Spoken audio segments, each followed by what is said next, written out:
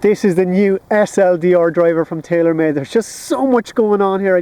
I've got to rush through it all. First of all, the white is gone. TaylorMade have gone back to black, or grey metallic and silver as it really is. But that's gone. The face angle adjuster that was on the sole of the club is gone.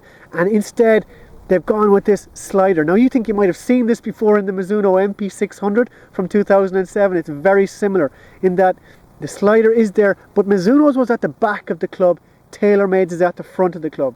What this slider does is it's a 20-gram weight.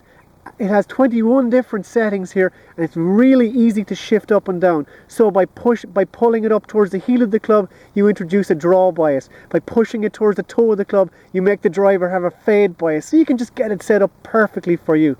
But the big thing that this weight port at the front of the club does is it makes the club that little bit longer than previous drivers. Now, if you've watched videos of me before, you'll know that most manufacturers want to move the weight and the center of gravity low and deep in the golf club. That produces a very high sweet spot and sends the ball out on a higher angle. What TaylorMade have done here is they've pushed the weight towards the front of the club. That changes the sweet spot to much lower on the club. It also sends the ball out on a much lower trajectory. It has less spin, and you generally end up with 1 or 2 miles an hour more ball speed. That's why the club is so long.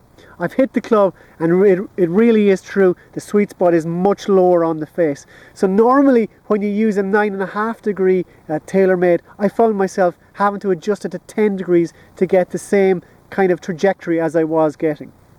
So that's the SLDR driver, movable weight port, weight shifted forward, much lower trajectory, and that little bit longer than the R1. Now, every time TaylorMade bring a driver out, they say it's that little bit longer than the previous one, but we like to be impartial here on Golf Bidder, but I have to say it is true on this driver. It is a very nice one. It's the TaylorMade SLDR. We have them all on Golf Bidder.